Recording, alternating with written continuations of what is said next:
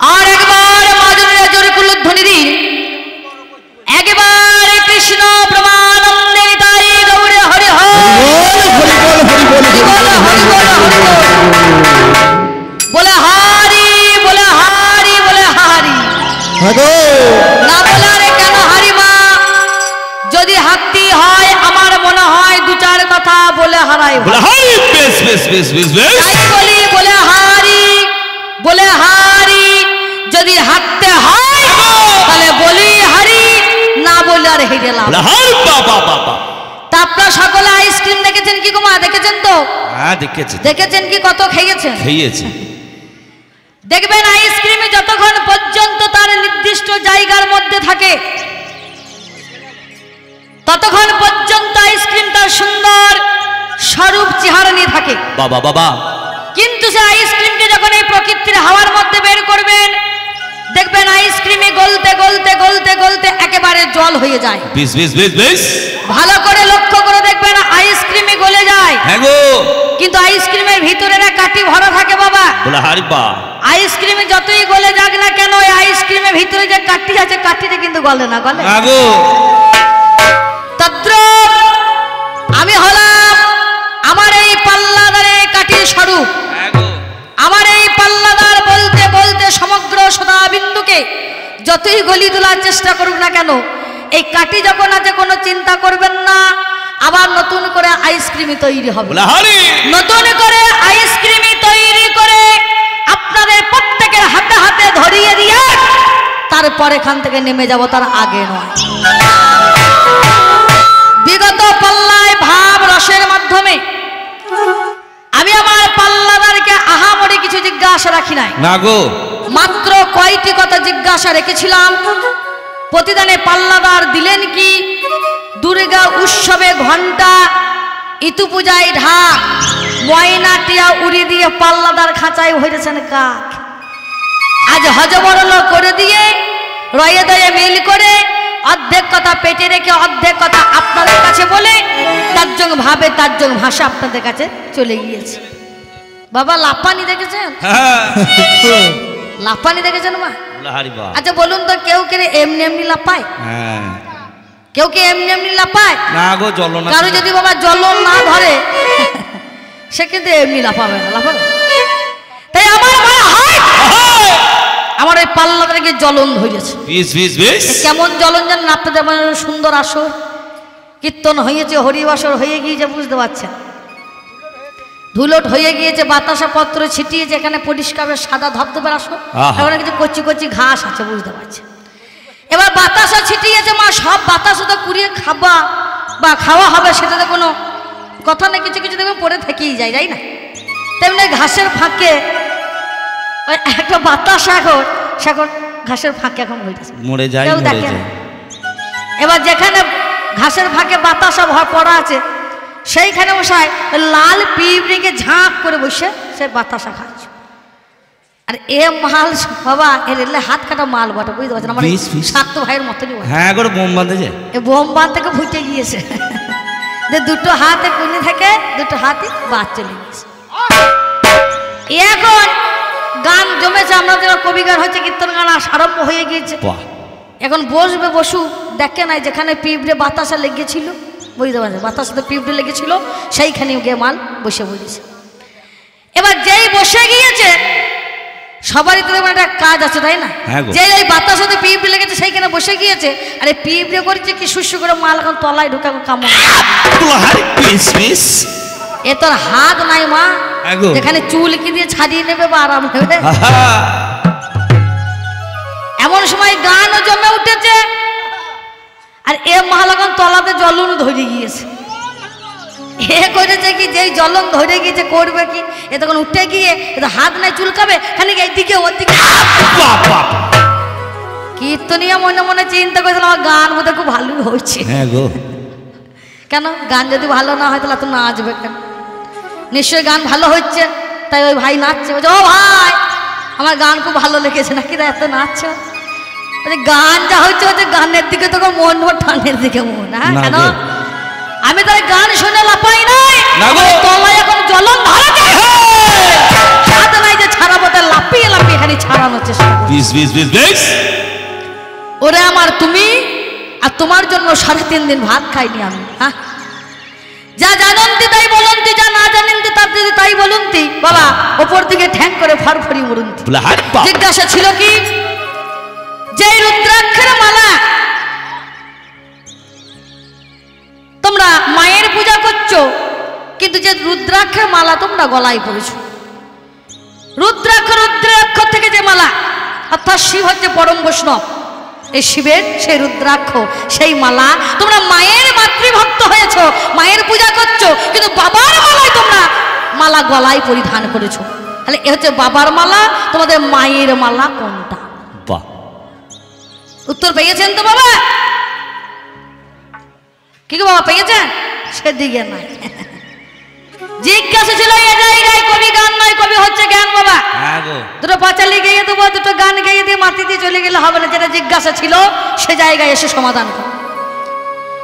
তাহলে এটা হচ্ছে বাবার মালা, সে পরম শিব হচ্ছে পরম বৈষ্ণব, তাহলে এ মালা হচ্ছে আমার।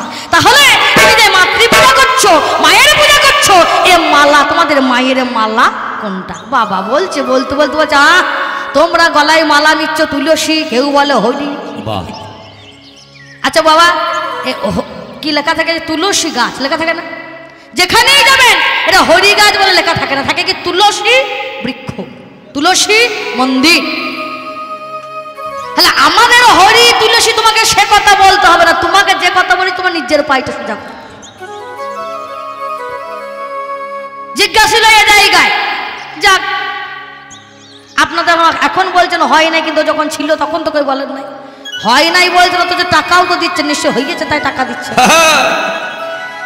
তবে কেউ বুঝে দেয়, কেউ না বুঝেও তো দেয়। বাবা বাবা কি গো, কেউ হয় কেউ বুঝেও দেয়, আবার কেউ না বুঝেও দেয়।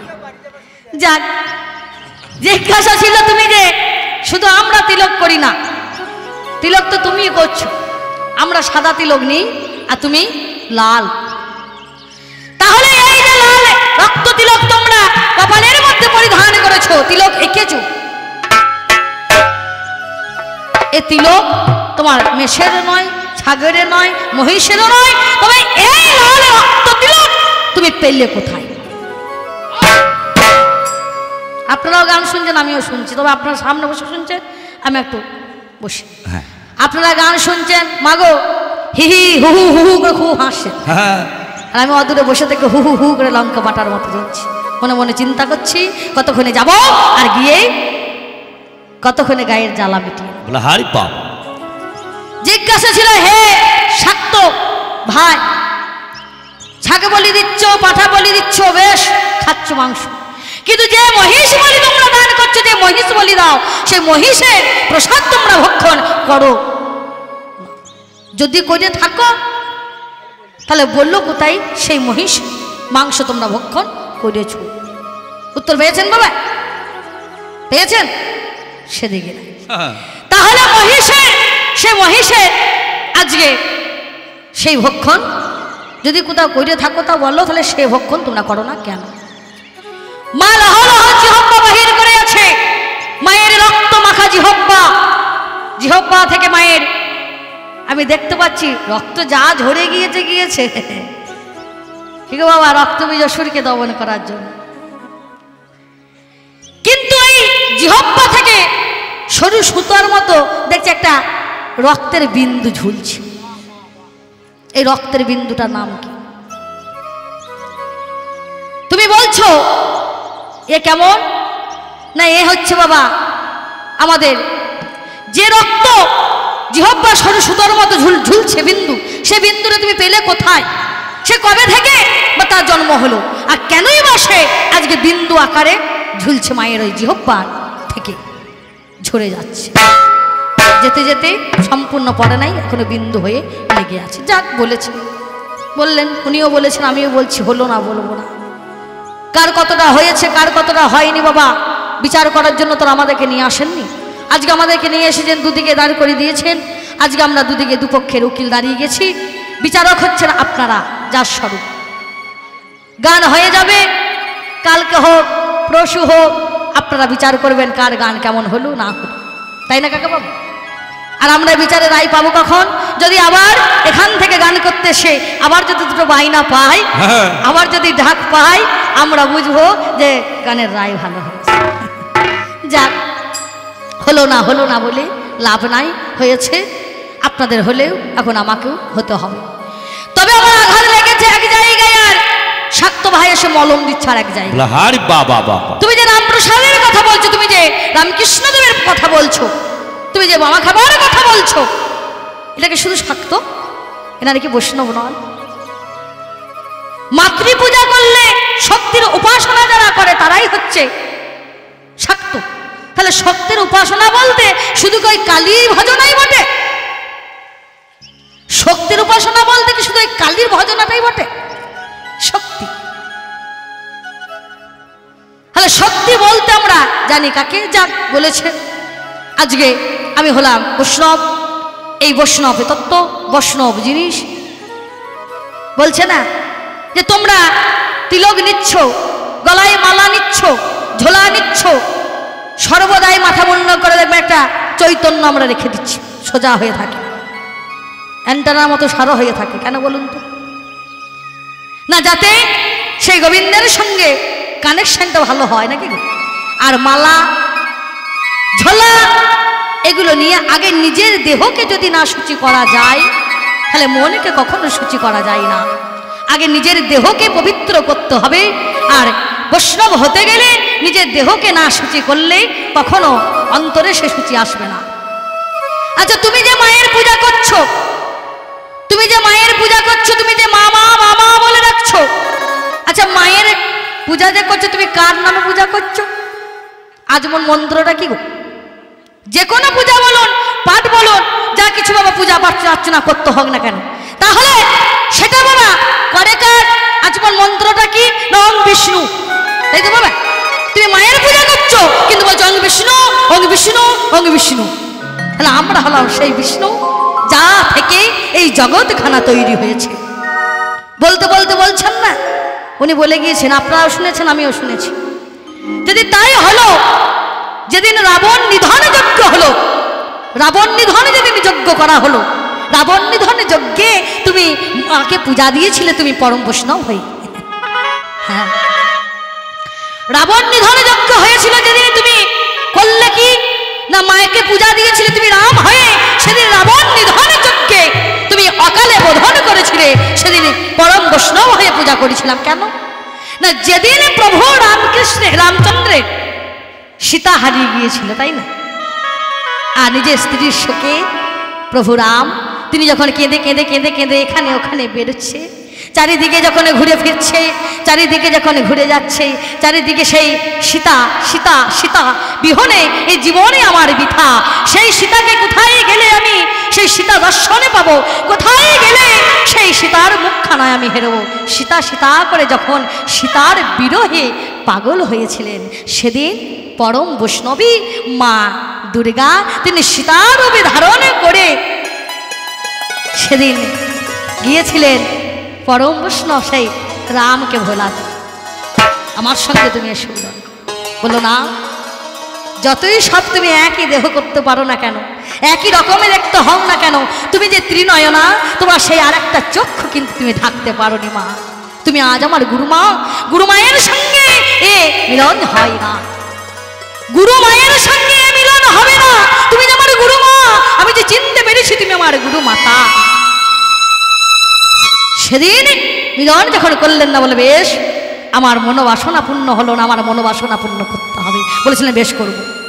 আর সেদিন যখন করলেন না বাবা, সেই তার জন্য যখন তাকে রামচন্দ্র যখন সরিয়ে দিলেন গুরু মাতা বলে চিনতে পেরে, সেদিন পরম বৈষ্ণবী মা দুর্গা দেবী তিনি যখন গেলেন বাবার কাছে, যখন ফিরে যাচ্ছিলেন সে কৈলাসে, বাবা বললেন না তোমায় আমি গ্রহণ করব না, তোমায় আমি গ্রহণ করব না, তোমায় গ্রহণ করতে পারবো না। সেদিনকে মা বসে বসে অঝরে কেঁদেছিলেন। তবে কি আমি ভুল করলাম? এই রামচন্দ্রের কষ্ট সহ্য করতে না পেরে আমি যে তার মনের মধ্যে সান্ত্বনা দেওয়ার জন্য, তাকে একটু সান্ত্বনা দেব বলে আমি যে তার কাছে ছুটে গিয়েছিলাম, তবে কি আমার মনোবাসনা আমার এই কারণে আজ আমায় সেই পরম বৈষ্ণব আমায় গ্রহণ করলেন না। তিনি যখন অঝরে কেঁদেছিলেন সেই কান্না সেই জল পড়ে দেবী দহ, আর সেখানে বলেছিল মা তুমি চিন্তা করো না। রামকে বলেছিল রাম আমার মনোবাসনা মেটাবি। বেশ মা, সেই দেবী দহের জলে নীল পদ্মের জন্ম নাকি গো বাবা। যেদিন মা আমাদের যত মত তত পথ, বাবা ব্রহ্ম বৈবর্তন পুরাণে যখন আদ্যাশক্তি মহামায়ার জন্ম হলো, একবার করে রূপ পরিবর্তন করে আর একটু করে বাবা পদ্ম জন্ম হয়। এইভাবে 107টা, আর বলে না সে শিব দেবী দহের দলে পাশুপদ্ম হয়েছিল, মানে একটা পদ্ম 108টা নীল পদ্ম নিয়ে গিয়ে সেদিন বলেছিলেন মা তোমায় সেই অকাল বোধনে করে তোমার পূজা দিয়ে তোমার মনোবাসনা আমি পূরণ করব। তাই সেই কারণে ওরে পাগল শান্ত ভাই, সেই কারণের জন্য আজ আমি পরম বৈষ্ণব হয়েও শক্তির পূজা করেছি। কেন? শক্তি যে আমাকে চেয়েছে, সে যে আমায় ছাড়া থাকতে পারবে, সে যে আমায় চেয়েছে, তার মনোবাসনা পূরণ করার নিমিত্তে আজ আমি পূজা করেছি। নিতাই গৌর হরি বল। মাননীয় জনআদান বলছে না আজ আমার ঘরে বিয়ে এসেছে, এত বড় একটা মুরগি এনেছে। ও মা বলছে আজ ঘরে বিয়াই মশাই এসেছে, এত বড় একটা মুরগি এনেছে। বন্ধু বলছে হারে এত বড় মুরগি হয়, এত বড় মুরগি হয়। বলছে দাঁড়াও তলায় হাতটা দিই তবে তো বুঝবে কতটা হয়। তা কিসের জন্য কি কারণে সেদিন আমি পূজা দিয়েছি, তলায় হাতটা পাগল দাও তবে তো বুঝবে। আমি হলাম আজকে সেই বৈষ্ণব। পুকুরের জলে মুখ দেওয়া যায়, মাছের ঝোল খাওয়া তাই বলছে না, যেহেতু মাছ আছে। দুগ্ধ পান করা যায়, গোমাংস পান করা যায়, তাই নাকি? মধু কৌটবের মেদ থেকে মেদিনী হয়েছে, এখান থেকে যা যা ফসল তৈরি হবে সবই মাংসের উপরে হলে সবই আমিষ হয়, নিরামিষ কোনটাই? যদি তাই হতো তাহলে মৌমাছি বনে বনে বনে বনে মুখে করে করে মধু সংগ্রহণ করে করে এনে উগলে দিতে, বমি করে দিত, সেই বমি নিয়ে কখনো এই গোবিন্দের সেবা হতো না। হতো দুধ খাওয়া যায়, গোমাংস খাওয়া, তাই তোমাকে বলেছে। মাছে বাবা পুকুরের জলে মুখ ধোয়া যায়, মাছের ঝোল খাওয়া বলেছে। আর যে তুমি মেদিনীর কথা বলছো, মধু কৌটব জন্মাবার আগে মেদিনী তৈরি হয়েছে, হয় না? মধু কৌটবের মেদ থেকে মেদিনী হইল আমরা জানি। আর মধু কৌটব যে জন্মার আগে যখন পরম বিষ্ণু যখন আমাদের সবকিছু সৃষ্টি করেন, তখন তো মাটি তৈরি হয়ে গিয়েছে, হয়নি? হয়নি? তখন কি মাটি তৈরি না করে বসেছিলেন নাকি? নিতাই গৌর হরি বল। তখন কি মাটি তৈরি করেননি? তিনি তার ললাট থেকে ফেলালেন এক বিন্দু ঘাম, তাই দেবী জন্ম নিলেন আদ্যা শক্তি নাম। আর এই আদ্যা শক্তি ও বাবা বিষ্ণুর গায়ের ময়লা থেকে সেদিন মেদিনী তৈরি করেছিলেন। ওরে খেপা, কে বলেছে এই যা কিছু হচ্ছে মাংস থেকে? তখন মধু কৌটব ছিল না, তার আগেই মাটি তৈরি হয়ে গিয়েছে। হ্যালো, ওর যা জিজ্ঞাসা ছিল আগে জিজ্ঞাসা করে চলে গেল। যাক, আমি আমার ছড়ার ছন্দ ছাড়ি, পাঁচালির প্রবন্ধ ধরি, ভুলে একবার বাজাও জারি, উচ্চ স্বরে মা জনে নেওয়া জোর করে দিন উলুর ধ্বনি। নিতাই গৌর হরি হরি বল, হরি বল, হরি বল, হরি বল, হরি বল, হরি বল। দারে দিরে না, দারে দিরে দা, দারা দারা দা।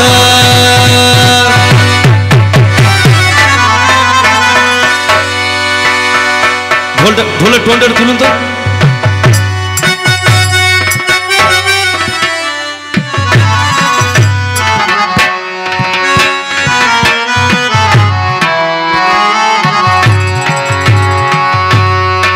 দারি দিরে নাই রে নানা, দারি দিরে দাদা,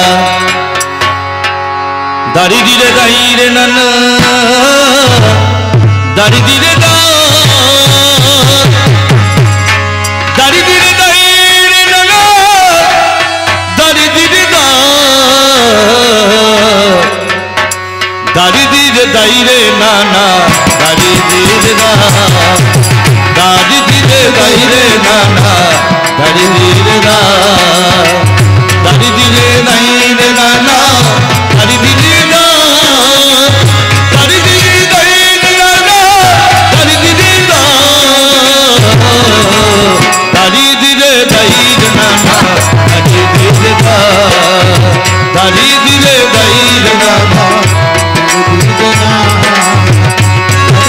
দাইরে নানা দিরে নানা দাইরে নানা দারি দিরে না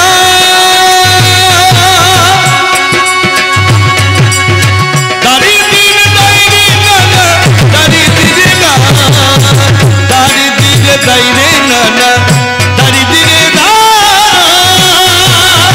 দারি দিরে দাইরে নানা দারি দিরে না দারি দিরে দাইরে নানা দারি দিরে দাইরে নানা দারি দিরে না দারি দিরে দারি দিরে না দারি দিরে দাইরে নানা দারি দিরে না দারি দিরে দাইরে নানা দারি দিরে না আহা হা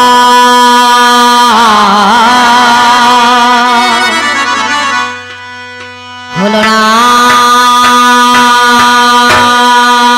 রে সত্য ভাইয়া ওই আমার মনের মতো কই হলো না ওরে ভাইয়া রে ভাইয়া ওরে ভাইয়া ভাইয়া ভাইয়া ওরে ভাইয়া রে ভাইয়া রে ভাইয়া ভাইয়া রে হলো না রে আমার মনের মতো কই হলো না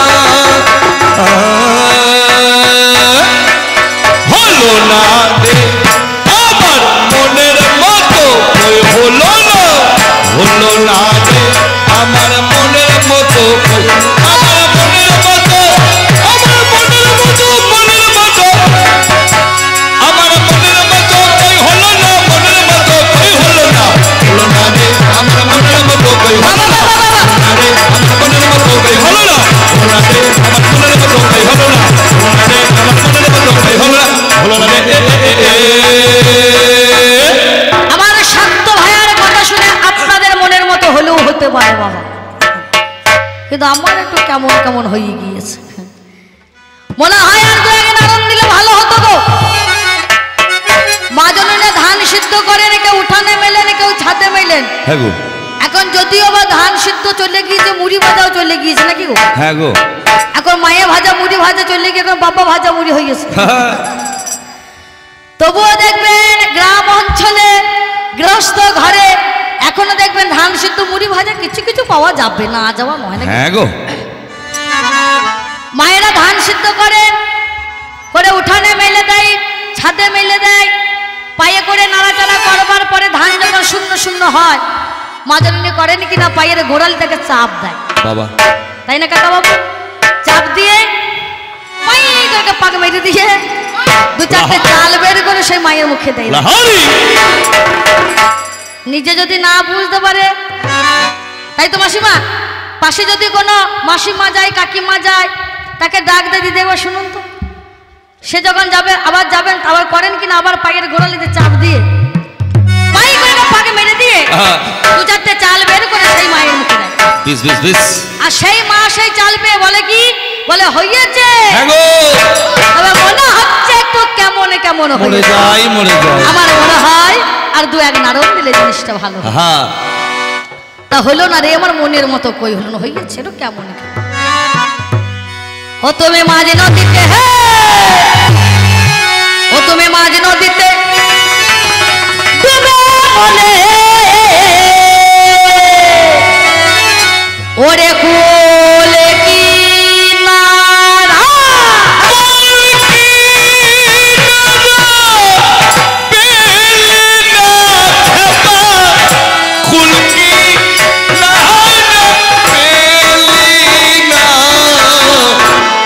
হলো না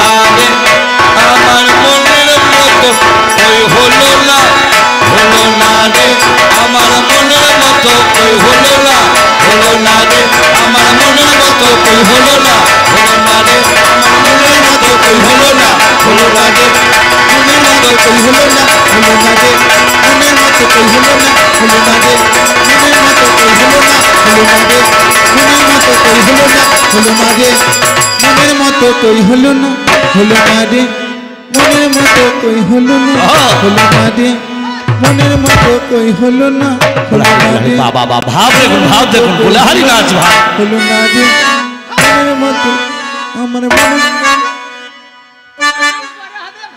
হ্যাঁ গো হলো না রে মনের মতো কই হলো না রে মনের মতো কই হলো না রে ঘুরে বাবা মনের মতো কই হলো না রে মনের মতো কই হলো না রে মনের মতো কই হলো না রে মনের মতো কই হলো না রে মনের মতো কই হলো না রে আমার মনের মতো কই হলো না রে আমার মনের মতো কই হলো না রে আমার মনের মতো কই হলো না রে আমার মনের মতো হলো না রে বাবু বেহেঙ্গে যদি মারে লাথি বলি ব্যাঙে जो मारे लाथी हावड़ार फुलेर हाई की क्षति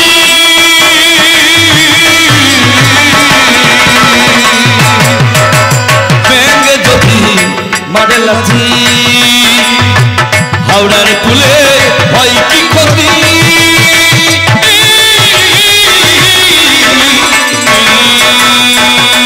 बाबू ব্যাঙে যদি मारे लाथी ओमा ব্যাঙে যদি লাথি मारे আর যদি মনে মনে চিন্তা করে এটা হাওড়ার ব্রিজ চালিয়ে চলিয়ে দেবো হবে বাবা শেষে ব্যাঙ কত থাকবে তার ঠিক ঠিকানা নাই মাকড়সা সুন্দর করে জাল বনে তাই বলে মাকড়সা যদি মনে মনে চিন্তা করে যে আমার এই জালে একটা হাতিকে আটকে ফেলবো হবে মাকড়সা নিজে জানে না যে নিজের জালে একদিন নিজেই জড়িয়ে ছটপট ছটপট ছটপট করে মারা যাও তাই না তাই ব্যাঙে যদি মারে লাথি বলি ব্যাঙে তো মারে লাথি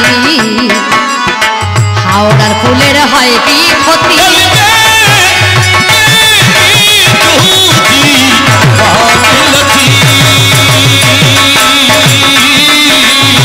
হাওড়ার ফুলে হয় কি ক্ষতি আবার মাকড় সারাই চলে হাতি বলে মাকড় সারাই চলে হাতি আজ গাইতে কই পারে না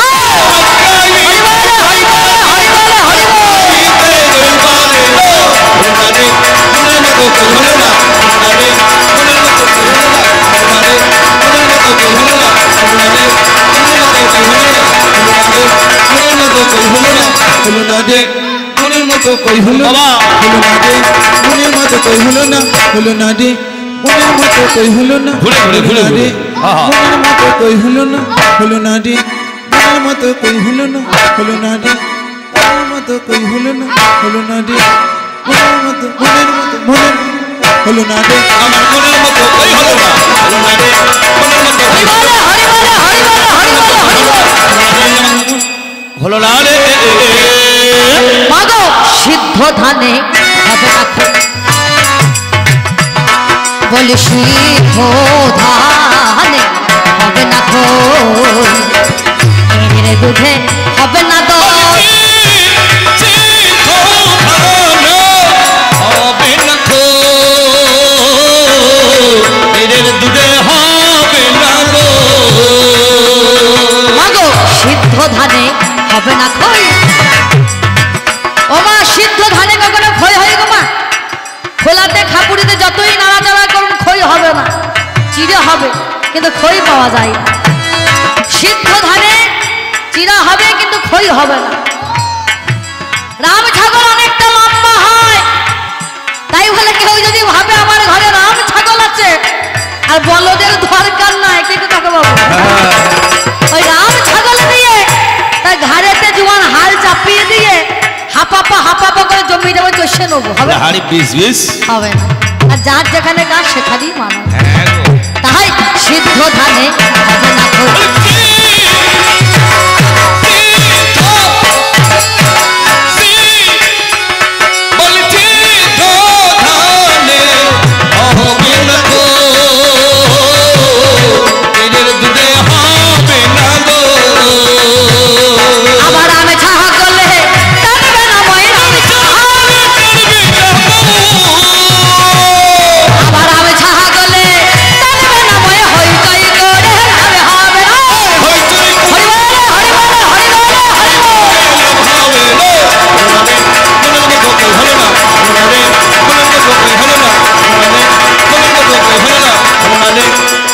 মতো কই হলো না হলো না রে মনের মতো কই হলো না হলো না রে মনের মতো কই হলো না হলো না রে মনের মতো কই হলো না হলো না রে মনের মতো কই হলো না হলো না রে মনের মতো কই হলো না হলো না রে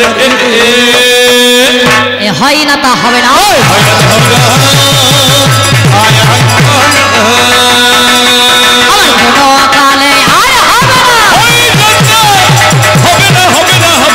না হবে না গো বলতে বলতে চলতে চলতে বলতে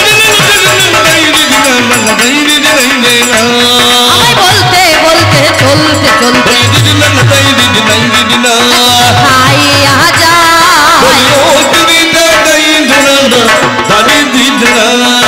শোনো সাত ভাইয়া জীবন বৈষ্ণবে কেমন হয়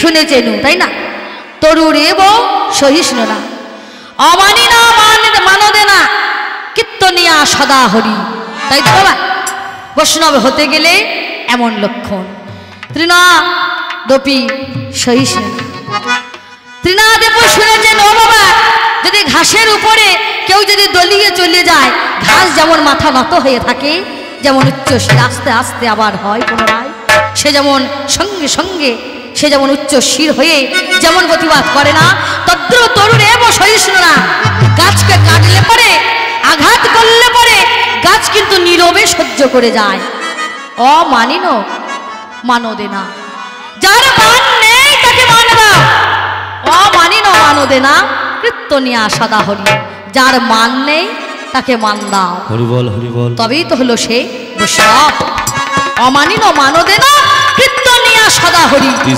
অমানিন মান দিয়েছিলেন কে গো আমার রামচন্দ্র প্রভু আমার হে ভগবান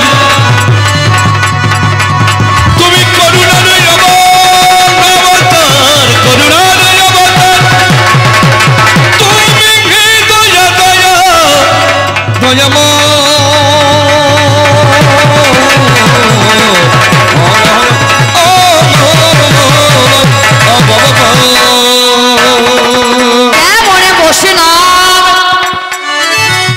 বাবা সেজনা হলেন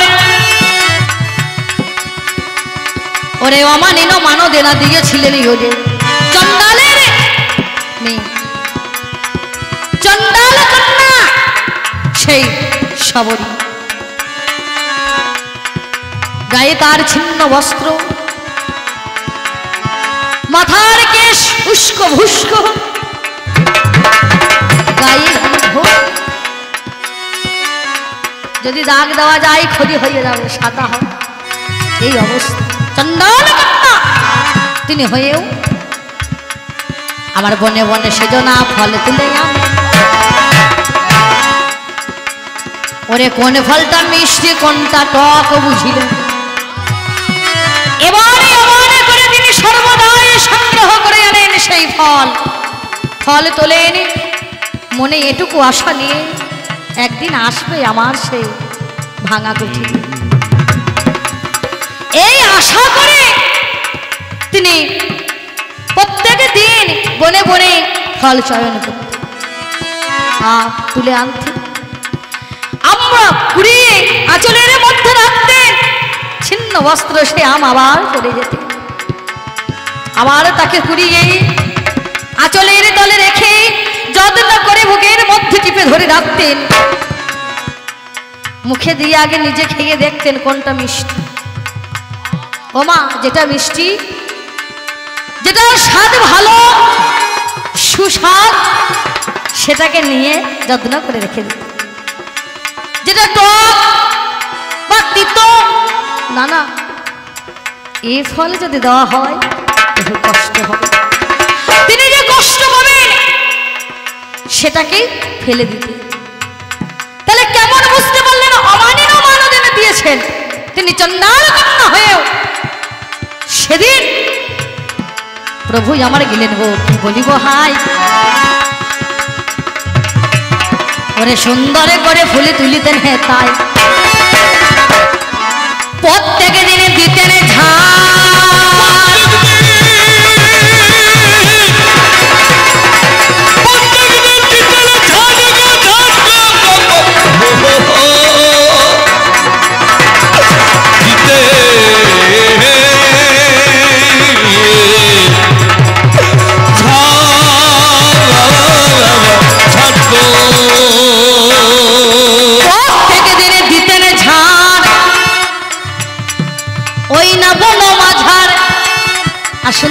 তুলে এনে রাস্তা করে রাখতেন। না জানি প্রভু আসবেন এই রাস্তায়, যদি তার পায়ে কোনো কাঁটা বেঁধে যদি কোনো আঘাত লাগে ফুলের রাস্তা করে তৈরি করে রেখে দিতেন। আর পথ গুনতেন কবে আমার সেই ভাঙা কুঠিরে আসবে সেই প্রভু, এই আশায় আশায় দিন গুনতেন। একদিন দেখতে পেলেন অদূরে ওই তো রাম আর লক্ষ্মণ আসছে, যত্ন করে নিয়ে গেলেন তার কুঠিরে। ওরে নয়নের জলে দিয়ে চরণে ধোয়াইল,